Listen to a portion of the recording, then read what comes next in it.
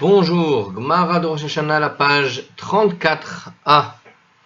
Alors, donc on est en train d'expliquer une Mishnah qui n'est pas très grande, et on a lu une Braïta qui accompagne cette Mishnah. Alors je vais répéter la Mishnah et on va continuer directement sur la Braïta. Je répète la Mishnah. Alors, voici l'ordre des sonneries du shofar, 3 séries de 3 chacune. La longueur d'une tekiya est comme 3 terouot, la longueur d'une teroua, elle est comme 3 plaintes.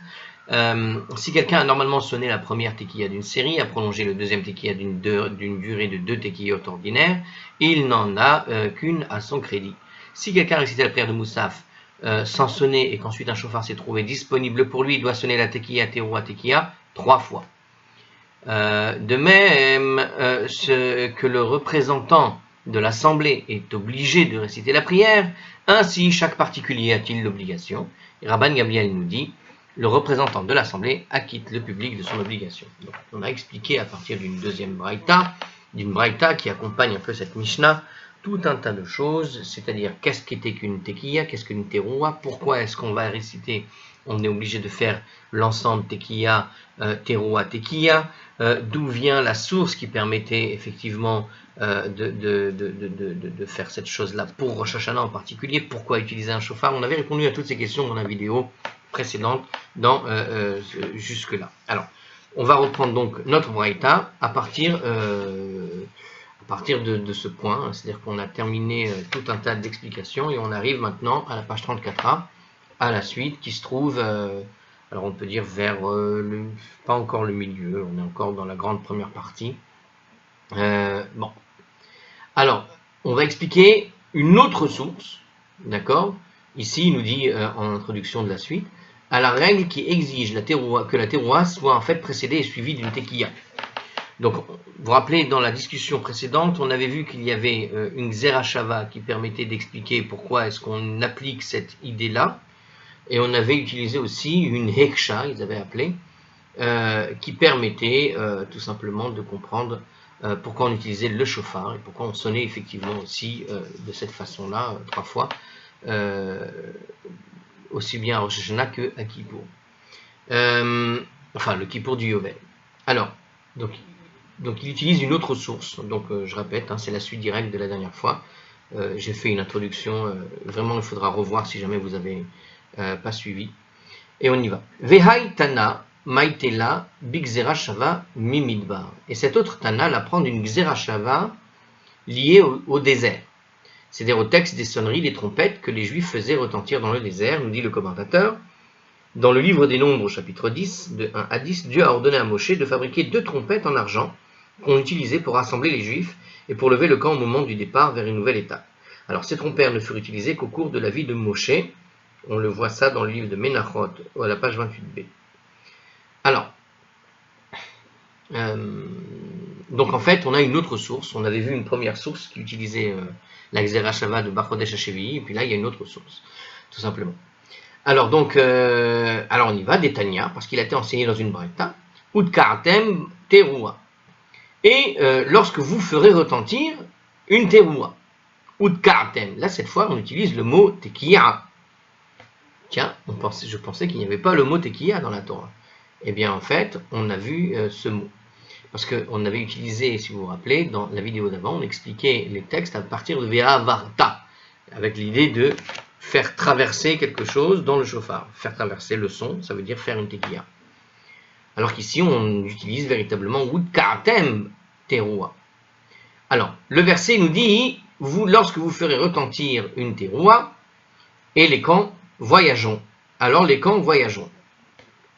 Alors on est dans le verset 5 du chapitre du livre du chapitre 10 des Nombres qu'on a cité tout à l'heure.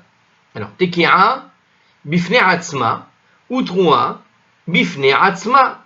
En fait, il nous dit ici que dans ce texte, on a une mention d'une tekiya en soi et d'une teroua en soi. Ça veut dire que là, Udkartem teroua, c'est pas vous allez sonner une teroua, mais vous allez faire une tekiya et une teroua. Et vous sonnerez la tekiya, teroua, et vous sonnerez la teroua. Ça peut se dire comme ça, donc c'est séparé. Donc les mots Udkartem teroua aurait pu être interprété comme faisant référence à la sonnerie d'une seule teroua. Cependant, le Tana nous enseigne que puisque la racine tekar, takar, est utilisée pour désigner une sonnerie, alors l'utilisation de ce terme est une allusion au fait qu'on sonne à la fois la tekiya avant la teroua. Donc on a ici une autre source qui nous apprend finalement qu'on doit sonner une tekiya avant une teroua, parce que c'est dans cet ordre que c'est écrit. Tekiya, puis teroua, lorsqu'ils étaient dans le désert. Donc la tekiya vient toujours avant une teroua. Ça ne se sonne jamais tout seul. Donc là c'était Rashi qui nous expliquait ça. Hein. Le verset aurait pu éviter l'utilisation de la racine litkoa et simplement parler de Va'are Otem, comme on avait vu tout à l'heure. Le verset qui est écrit Va'are Otem Shofam, Ve'avarta Shofam. Et là ici, Va'are Otem, dans le verset 9 du même Pachaz, il utilise quelque chose de similaire. Va'avarta, Va'are Otem, ça n'a rien à voir en fait. Mais dans tous les cas, l'idée de faire retentir, tu aurais pu utiliser le terme retentir plutôt que d'utiliser le terme tekiya. Tekiya, ça implique faire sonner la tekiya. Et pas juste sonner pour sonner. Faire retentir pour retentir. Alors, Ata Omer, tekiya bifne atzma ou droit bifne atzma. Tu es en train de dire, nous dit la Braïta, elle répond à ça, tu es en train de dire une tekiya en soi, séparément, ou droit bifne atzma, et une teroua séparément. O et no, mais peut-être que ce n'est pas du tout le sens du verset, mais peut-être que c'est pas ça. Et là, tekiya ou droit chatehi, mais en fait plutôt, ça veut dire il faut faire une tekiya, une teroua, ne désigne qu'une seule et même sonnerie. C'est en réalité un seul son. Un son qui se fabrique avec une tekoua et une tekiya et une teroua. Et le verset ne fait référence au fait qu'à la sonnerie de la teroua. Nous dit le commentateur ici, ça c'est en plus. Alors l'écriture utilise peut-être le terme de litkoa, takar et tara indifféremment, et le mot udkartem teroua ne contient finalement aucune allusion particulière, c'est juste une manière de dire, de sonner la teroua. Keshu Omer, lorsque le texte dit uvakahil et takal titkeru velotariu, il est écrit un texte comme ça, où il est écrit comme ça. Lorsque vous rassemblerez la communauté, vous ferez retentir la tekiya, mais pas une teroua. Donc, dans le même verset, enfin, dans le même passage, donc c'est toujours les nombres entre 1 et 10, au verset 7, cette fois-ci, il y a écrit « Vous ferez retentir une tekiya, mais pas une teroua ». C'est écrit comme ça. « Titkeru velotariu ». Donc, on voit que quand on sonne une tekiya, ça peut se sonner séparément d'une teroua. Donc, lorsqu'il dit « Udkartem teroua », vous allez vous allez faire retentir, et vous sonnerez. En fait, le retenti, c'est l'idée d'une tekiya, donc un son long, et sonnerie, c'est l'idée donc comme on avait vu dans la vidéo d'avant, c'est l'idée du sanglot, c'est-à-dire de sonner de la manière d'un sanglot, ta ta ta ta ta ta, et donc ce sont deux sons distincts. Et c'est dans le même passage, puisqu'il dit, vous allez faire retentir, mais vous n'allez pas sonner. Si tu fais retentir sans sonner, c'est qu'il y en a un qui a un son bien précis, qui est celui d'un son long, et un qui a un son bien précis, qui est celui qui ressemble à un sanglot.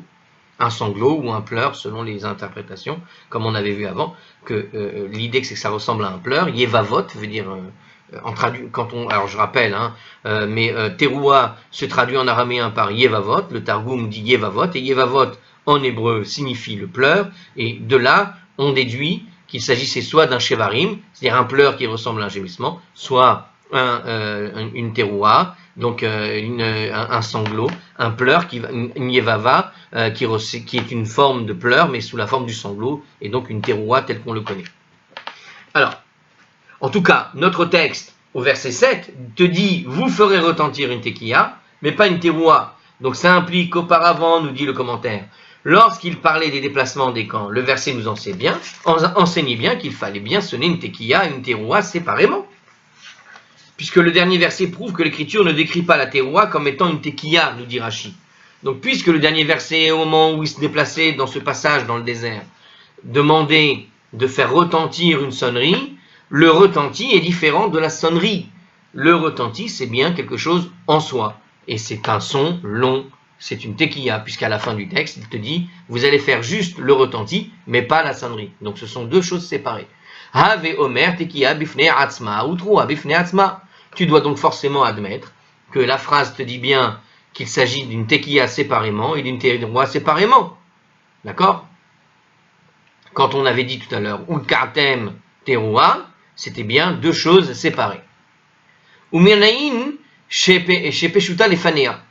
Et d'où est-ce que tu déduis? Alors pardon, je répète. Uminayin shepeshuta lefanea. Mais d'où est-ce qu'on déduit que le son continu de la tekiya précède la teroua? Alors ça c'est facile, dans le verbe, il était avant. On a déduit du verset que la teroua était accompagnée d'une tekiya, mais comment est-ce qu'on sait que la tekiya retentit en premier? Talmud Lomar, Udkartem teroua. Ça c'était facile à retrouver. Il est écrit, justement, Udkartem teroua, vous allez faire retentir la teroua. Donc c'est quoi? Udkartem, vous allez faire retentir, Udkartem, c'est le terme de tekiya. La tekiya est placée dans la phrase avant la teroua. Donc l'un précède toujours l'autre. La tekiya précède la teroua. Ah, Uminahin shepeshuta leacharea. Et d'où est-ce que tu déduis qu'un autre son continu doit suivre cette teroua? Talmud Lomar, teroua yitke'u. Parce qu'il est écrit aussi, alors c'est où c'est écrit celui-là? Donc toujours le même passage dans les nombres du chapitre 10, de versets de 1 à 10, au verset 6, il est écrit comme ça. C'est pour cela que l'écriture dit, une teroua, ils feront retentir. Or, la teroua, donc, ici est placée avant, et ils feront retentir, c'est placé après. Et comme on voit que tekiya et teroua sont séparés à la fin, donc on voit bien que ce sont deux choses distinctes, et la teroua est donc sonnée avant un retenti. Yitke'u, donc, ils feront retentir pour leur voyage, dans le texte. Eh bien, on voit que ici, dans le sens de la phrase du verset 6, la teroua est avant la tekiya. Donc, on a une tekiya avant la teroua au début du texte, une teroua avant la tekiya, donc une tekiya après la teroua dans le milieu du texte, et à la fin, une tekiya tout seul est précisée pour le moment, pour je ne sais plus quel contexte, mais on voit que ça nous précise bien que tekiya et teroua sont deux choses séparées, et la manière dont le texte pose les sons ici prouve qu'il y a bien un avant, un après. Une tekiya avant une teroua et une tekiya après la teroua. Alors, dans cette braïta, on continue.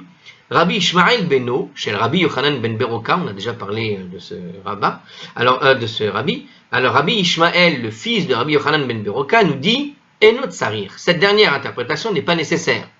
On n'avait pas besoin de préciser cette dernière point. Pourquoi? Hareu Omer, Udkartem teroua shenit. Parce qu'il est écrit explicitement.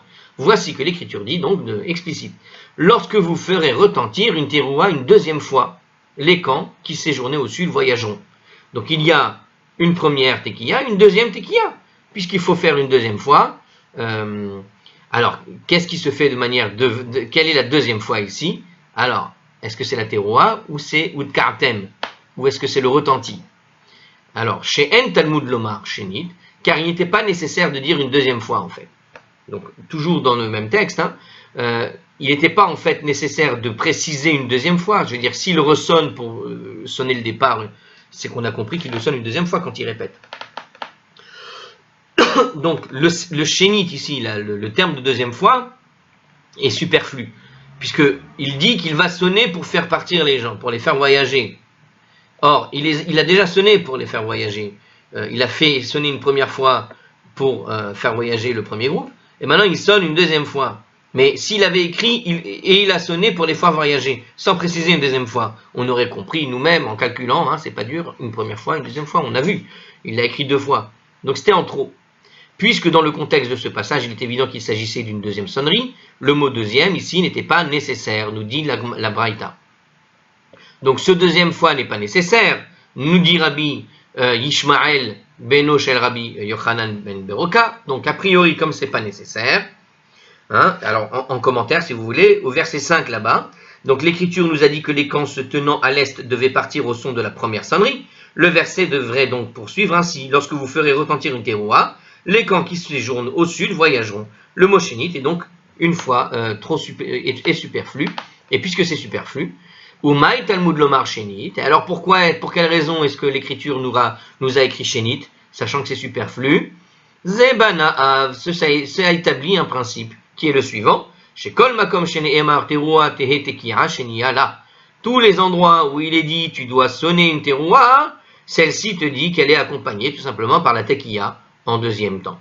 C'est-à-dire qu'elle doit être suivie toujours d'une tekiya. Nous dit en commentaire, alors en plus, le verset est interprété comme suit: faites retentir une tekiya qui suive la teroua, en quelque sorte. Tu fais suivre la teroua, tu fais une tekiya qui suit la teroua, nous dit Rashi. C'est de cette façon qu'il faut lire le verset. D'accord? On peut l'interpréter de cette façon. Ce shénit implique l'idée de faire suivre. Enli, et là, bamidbar. Alors, petite opposition ici, jusque-là, hein, on est toujours dans la Braïta, mais j'ai seulement appris que les tekiyot sont sonnés dans le désert. Berosh Hashanah minaïn. Donc, ce sont des tekiyot, ce sont des sonneries, très bien, bravo, mais ce sont les trompettes qu'on sonnait dans le désert pour faire voyager les campements. D'où est-ce que tu sais qu'il faut le sonner comme ça à Rosh Hashanah? D'où vais-je apprendre qu'à Rosh Hashanah, donc ces sonneries de tekiya doivent également précéder et suivre la teroua? Talmud Lomar, teroua, l'exerashava. Donc il y a une autre exerashava qui est faite ici, avec l'idée du mot teroua. C'est pour ça que l'écriture nous a dit teroua, pour établir une gezerashava entre les deux passages, celle où à Rosh Hashanah il est fait mention de la teroua. Eh bien, cette mention de teroua est en fait aussi au moment où on utilise les trompettes dans le désert pour faire voyager les campements. Eh bien, cette Xerashava relie les deux passages, qui implique qu'au fond, c'est une manière toujours de dire que quand il y a une teroua, il y a une tekiya. Puisque là-bas, on l'a fait à Rosh Hashanah, eh bien, c'est la même type de teroua qui est utilisée au moment du campement dans le désert. Et puisque dans le campement du désert, on a utilisé cette teroua avec une tekiya, ça voudrait dire que pendant Rosh Hashanah, on utilisait la même méthode de sonnerie au moment de Rosh Hashanah. D'accord? On fait une espèce de va-et-vient entre les deux passages, ils sont reliés. Alors, dans le commentaire là-dessus, officiel, hein, le mot teroua apparaît à plusieurs reprises dans le passage qui traite de la sonnerie des trompettes dans le désert, et il est utilisé au niveau de Rosh Hashanah, d'accord, dans le Lévitique 23-24 et dans les Nombres 29-1. Donc ces deux sources, nous dit donc la Braïta, établissent cette Xerashava qui implique de faire de la même façon que tu sonnes les trompettes, tu dois les sonner pareil pour Rosh Hashanah, puisque les deux textes sont reliés par la Xerashava. La Braïta a établi l'obligation de sonner la tekiya. Alors c'est une introduction pour la suite ici. Donc alors on va la faire. La Braïta a établi l'obligation donc de sonner la tekiya avant et une après la teroua. Maintenant on va montrer que cette série de 3 sons doit être produite à 3 reprises. Donc d'où est-ce qu'on sait? Veshalosh truot ne'emru berosh Hashanah. Et voilà qu'on a dit qu'il fallait faire 3 sons de teroua qui sont mentionnés à Rosh Hashanah dans les versets suivants. Shabbaton zichron teroua. Un jour de repos, un souvenir de sonnerie de teroua. On avait étudié ce passage. Yom teroua, il est écrit là-bas. Ce sera un jour de sonnerie de teroua pour vous. Ve'avarta shofar teroua. Et tu feras retentir la sonnerie de teroua du shofar. Donc on voit 3 passages qui nous apportent les 3 sons de teroua qui sont mentionnés à Rosh Hashanah. D'accord? Et puisque ces 3 sons de teroua sont mentionnés, on voit que cette teroua fonctionne par 3, puisqu'il y a donc les sonneries de tekiya et de tekiya avant et de tekiya après, et que cette Xerashava finalement s'étend sur ces 3 passages. Alors les sources ont été citées aux notes. On avait déjà parlé de ces sources. Il est clair que le Tana pense également que les sonneries de Rosh Hashanah sont liées à celles de Kippour du Yovel, puisqu'il compte la teroua mentionnée dans le passage du Yovel. On a vu que c'était une des sources du Yovel ici, donc quand il parle de tu feras retentir la sonnerie de teroua du shofar, ve'avarta shofar teroua, c'était le passage de Kippour du Yovel. Donc en fait, il y a une Xerashava qui relie ces 3 passages dans un premier temps, et là maintenant on a une Xerashava sur le mot teroua, cette fois-ci seulement, qui nous les relie aussi, pour dire qu'il y a une obligation de sonner la tekiya aussi dans ces 3 passages. Et comme nous l'avons déduit tout à l'heure, ci-dessus, il faut 2 sonneries de tekiya qui accompagnent chacune des terouot, une avant et une après. Donc on a bien 3 passages qui nous apportent l'information de sonner 3 fois, et chacun de ces sons 3 fois doit être fait à la manière de ce qu'on a vu dans le désert, c'est-à-dire 2 sonneries de tekiya, une avant et une après. Pour chacune des terouot. Très bien. Matsinu le medim shalosh, terouot, veshesh, tekiyot, ne'emru berosh Hashanah. On apprend et donc en fait que 3 sonneries de teroua et 6 sonneries de tekiya sont mentionnées à Rosh Hashanah. On a donc bien en fait 3 terouas qui sont mentionnées et 6 tekiyot. 6 tekiya, 6 sonneries de tekiya qui sont mentionnées pour Rosh Hashanah du coup, puisqu'on a ces 3 équivalences et qu'on a fait tout ce nombre d'équivalences, nous apporte au final qu'il y a bien 3 sonneries de Terouah et 6 à Rosh Hashanah. Shtaim midivre Torah. Cependant, seules 2 des sonneries de Terouah sont requises d'après la Torah elle-même.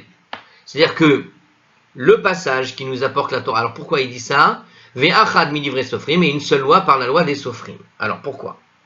C'est-à-dire en fait les premiers sages. Ici, les divrei Sofrim, ce sont les sages qui ont institué. Alors pourquoi? Alors il l'explique directement dans la Braïta, mais on va faire d'abord le commentaire. Comme la Braïta va donc l'expliquer en fait, donc on va le voir dans la Braïta tout de suite. Seuls 2 des 3 versets où le mot Terouah apparaît sont en fait libres et peuvent être utilisés pour déduire l'obligation de sonner la Terouah. Le 3e verset sert en fait à une autre interprétation, ainsi que la loi biblique l'exige pour la sonnerie, à savoir que la sonnerie, donc, comme la loi biblique n'exige que la sonnerie de 2 séries de Tekiya, Terouah, Tekiya, la 3e série a été enseignée par les Sofrim afin d'équilibrer les 3 bénédictions de la royauté, du souvenir et de Shofarot. Chaque bénédiction est ainsi accompagnée d'une série de sonneries, nous dit Rashi.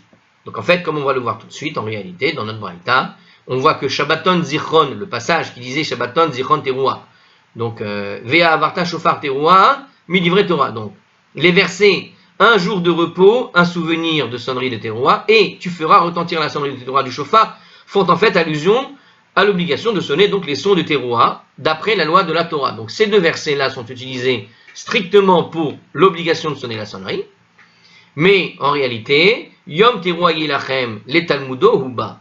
En réalité, quand on avait utilisé l'expression Yom Terouah Yelachem, l'expression qui dit ce sera un jour de sonnerie de Terouah pour vous, il était venu nous enseigner sa propre leçon, à savoir que ce verset a été utilisé pour établir une Xera Shava qui associe les sonneries de Terouah de Rosh Hashanah et les sonneries de Terouah du désert. Donc on a besoin de faire cette Xera Shava une seule fois. Donc la Xera Shava qui utilise le mot Terouah, ce verset est utilisé en tant que Xera Shava pour faire la comparaison entre les versets, d'accord, mais pas en tant que tel. C'est-à-dire qu'elle est utilisée pour parler de ce jour de Terouah et donc amener la Xera Shava qui fait sonner à Rosh Hashanah une Tekiya avant, une Tekiya après. Et les 2 autres mentions sont les mentions obligatoires pour nous apprendre qu'il faut au moins mentionner l'idée de Zichron, et enfin l'idée de sonner au moins 2 fois, quoi. Puisqu'il y a une Xera Shava liée sur la Terouah et l'idée d'être obligé, hein, le souvenir de la Terouah lié 2 fois. Donc être obligé de sonner pour le jour du repos et pour ici le souvenir du Shofar. Donc Shofarot et Zichronot, j'ai l'impression.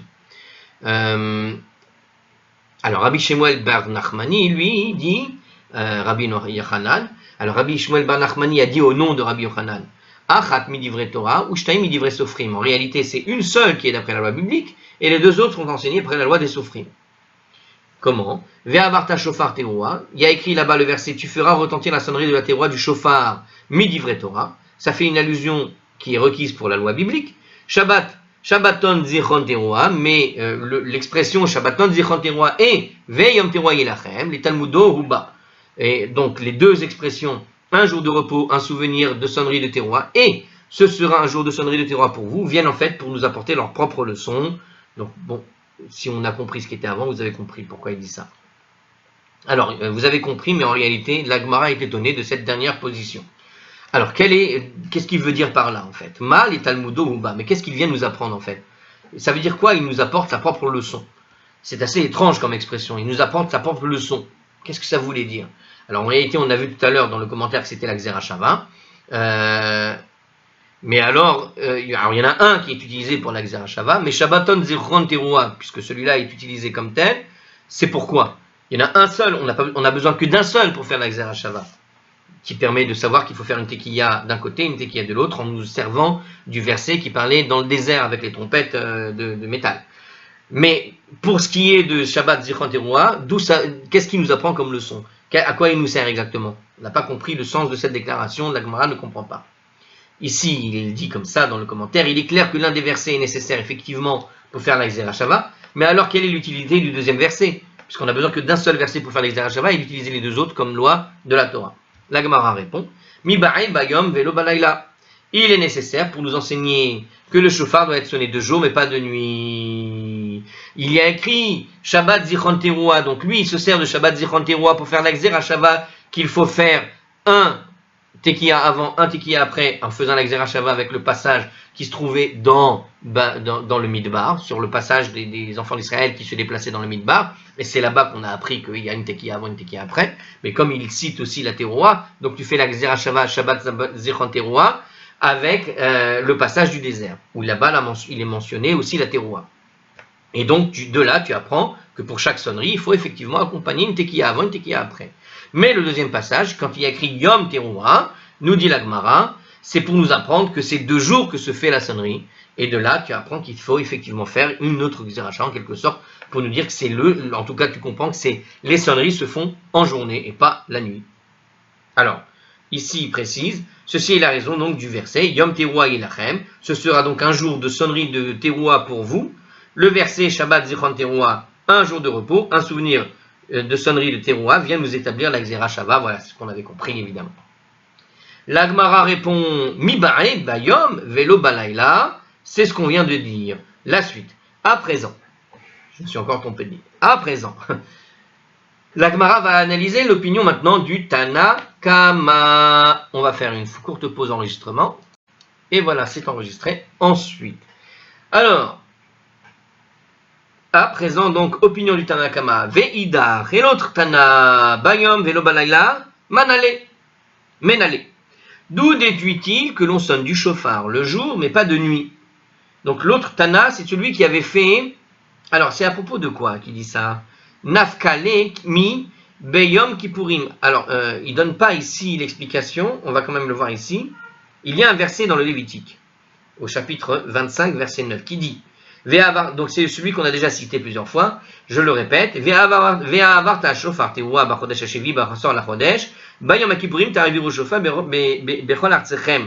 Rappelez-vous que c'est le passage qui nous parle donc de la Xéra Shava que l'on peut faire sur le Kippour du Yovel avec Rosh Hashanah, à cause de Bayom à Shevi. Maintenant, dans ce passage-là, il parle du jour du grand pardon.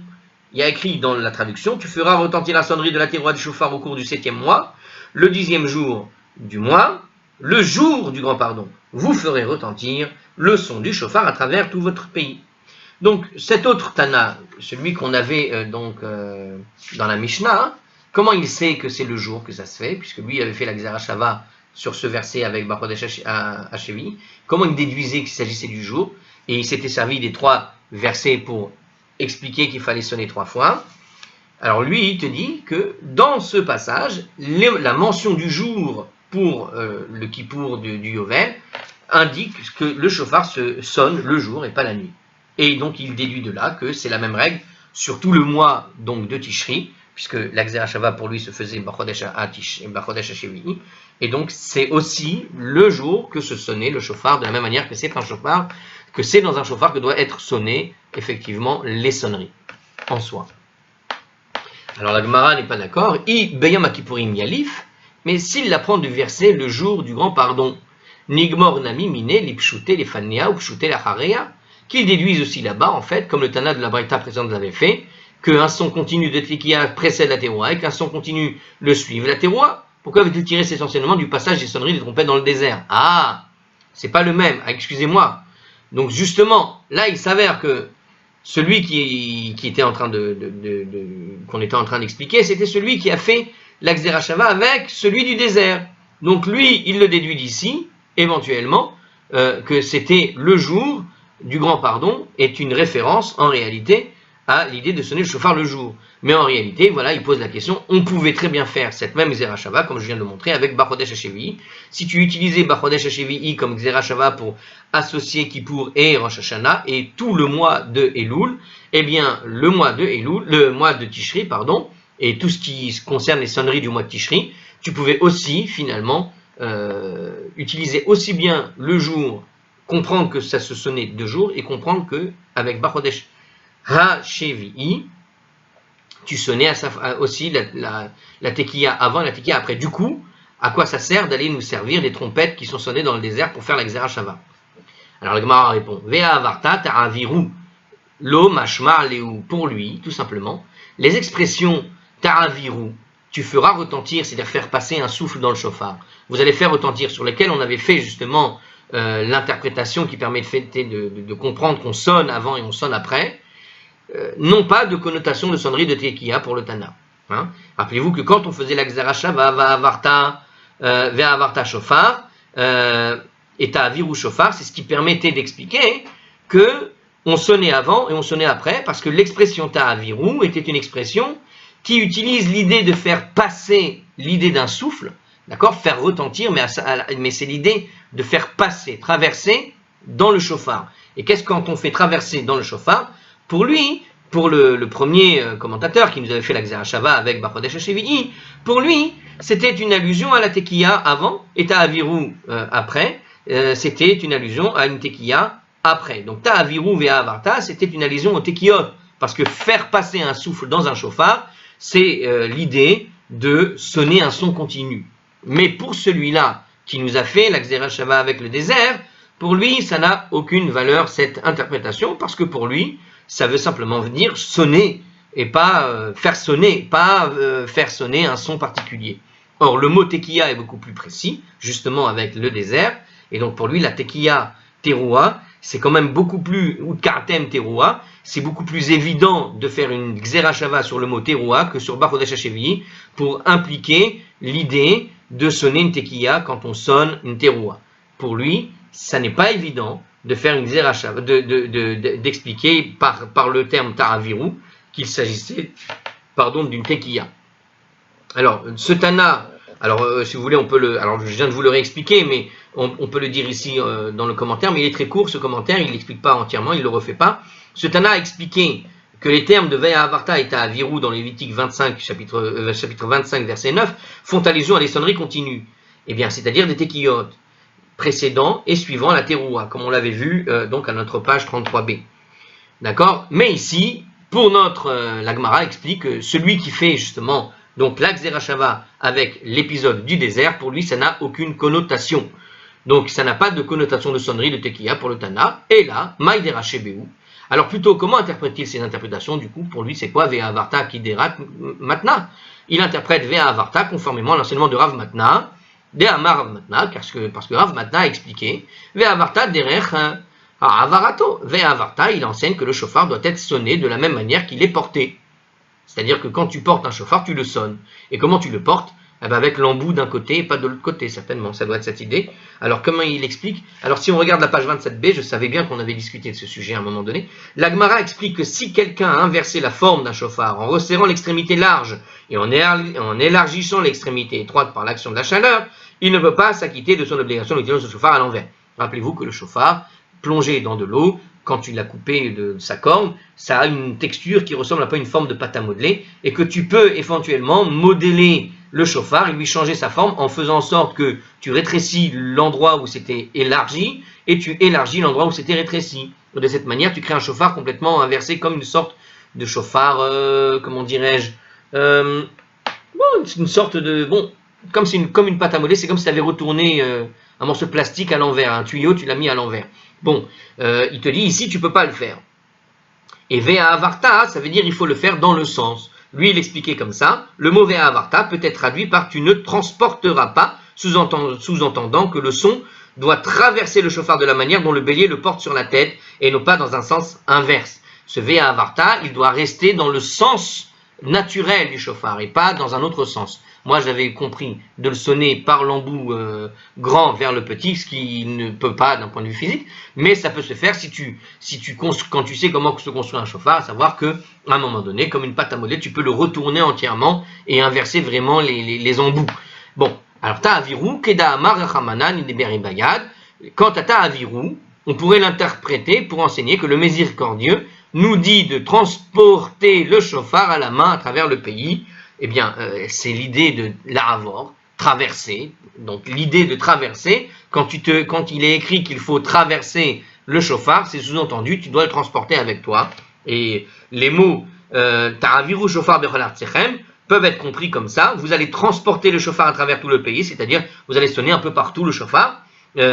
Cette partie du verset ne mentionne pas les sons de Teroua ou de Tekiya. Elle ne parle que du shofar lui-même, tout simplement. Donc, pour lui, Rav Matna, et de cette manière-là, celui qui a fait effectivement l'interprétation avec la Gzera Shava du désert, pour lui, l'idée de Ta'aviru Ve'avartem, il le comprend de cette manière-là, c'est-à-dire de la manière la plus simple, tu traverses le pays avec ton chauffard, tout simplement, sans passer à une allusion autre que celle-là. Ça n'est pas une allusion à la tekiya.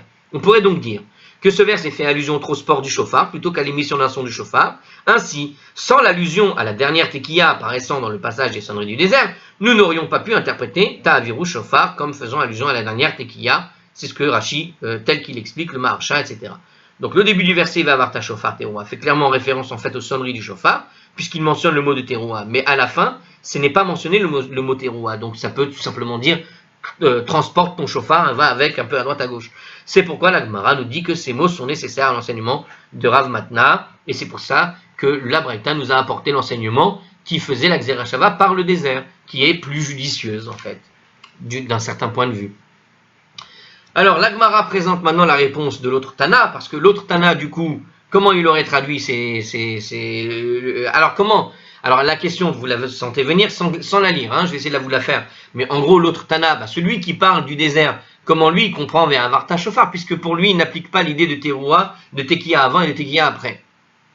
Donc, la question, c'est comment tu comprends? Alors, pardon, non, celui qui a... non, j'ai pas compris, on va le lire dans les mots. Mais l'autre Tana,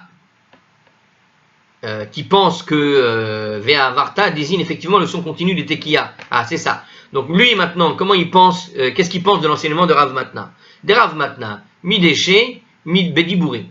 Comment il pense avec l'enseignement de Rav Matna? Comment il explique comment il faut sonner avec un chauffard? Est-ce qu'on a le droit de sonner avec un chauffard inversé, par exemple? Donc l'enseignement de Rav Matna peut également être déduit de ce verset, parce que pour désigner la tekiya, l'écriture a modifié sa formulation habituelle.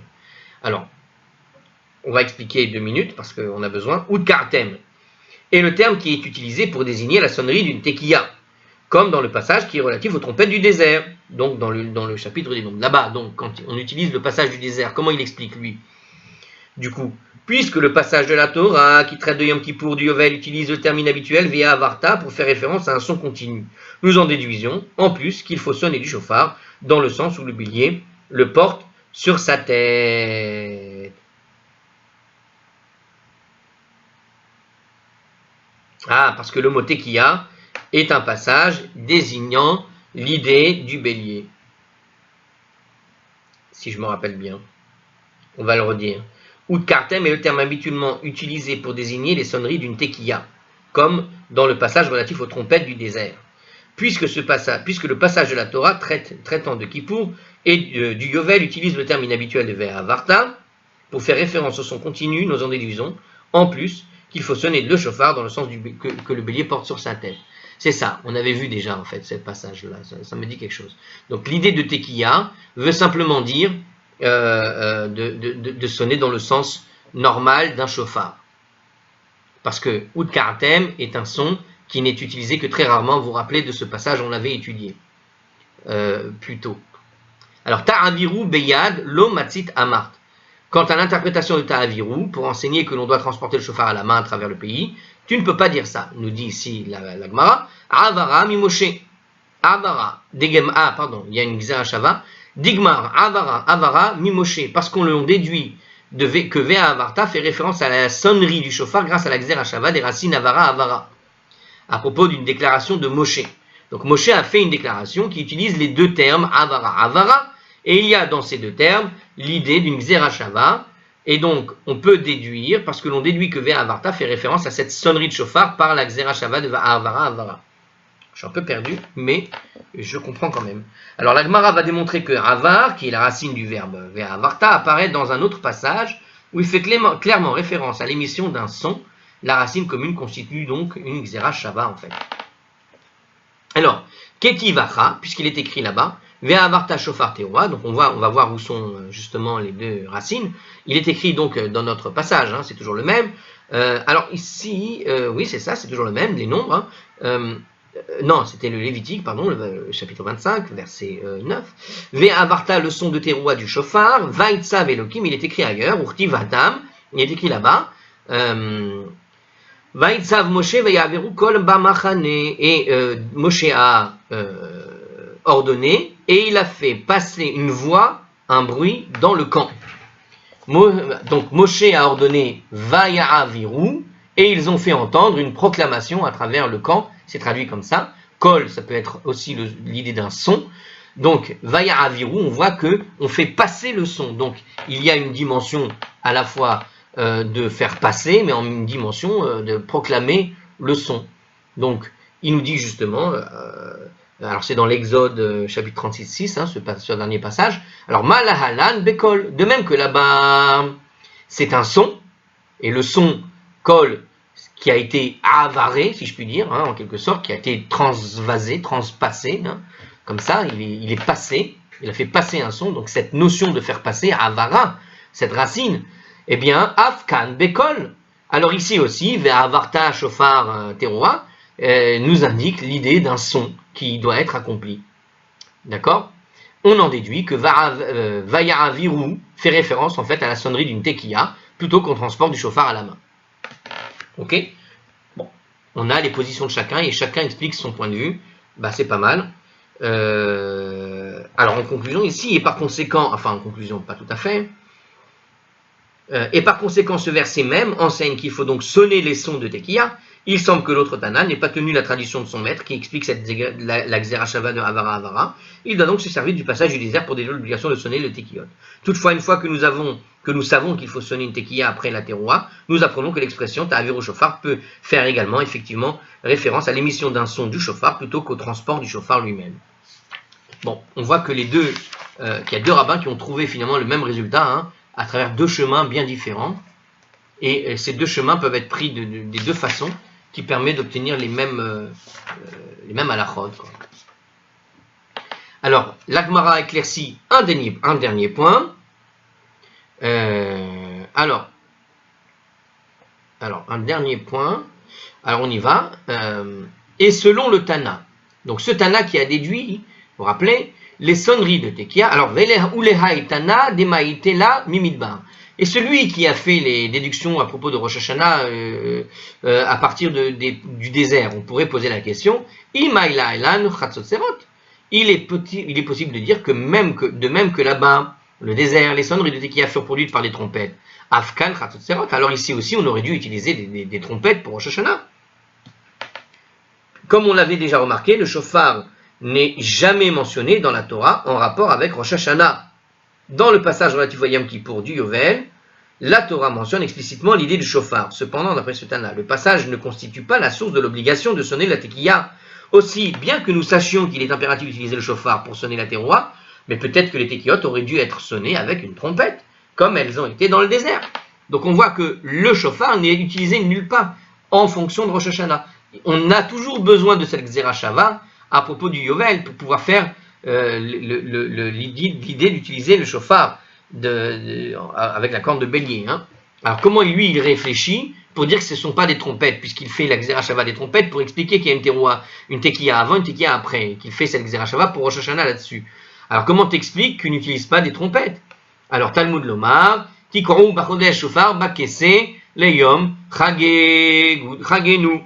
Alors là, on est en fait ici. C'est un passage qui vient du psaume 81 au verset 4. Le sens saint, alors on va traduire d'abord. Alors sonner une tekiya avec un shofar au renouvellement de la lune lorsque la lune est couverte en notre jour de fête. On avait déjà vu ce passage aussi. Je m'en rappelle dans un commentaire, on l'avait vu. Alors qu'est-ce qu'il dit? Le sens simple du mot bakessé, c'est-à-dire est au moment désigné en fait. Hein. Bakessé au jour de fête.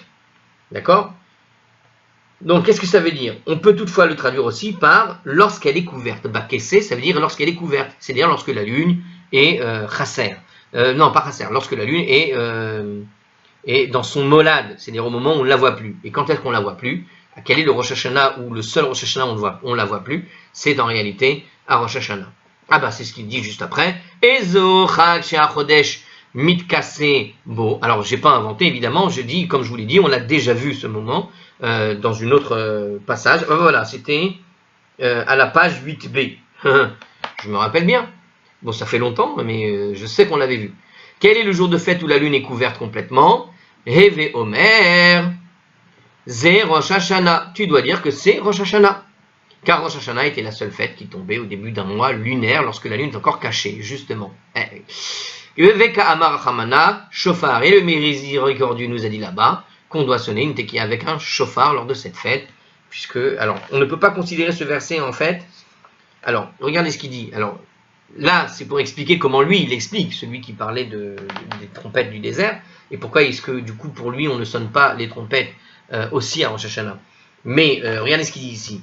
La preuve qui est apportée ici, à travers le psaume, on ne peut pas considérer ce verset comme étant la source de l'obligation de la base de la sonnerie de la tekiya, parce qu'il n'apparaît pas dans le Pentateuque, c'est un source des psaumes, justement. Cependant, une fois l'obligation de sonner le tekiyot déduit du passage du désert, on peut utiliser ce verset des psaumes pour enseigner qu'on utilisait le chauffard pour produire les tekiyot de Rosh Hashanah, comme on le fait pour la troua, tout simplement.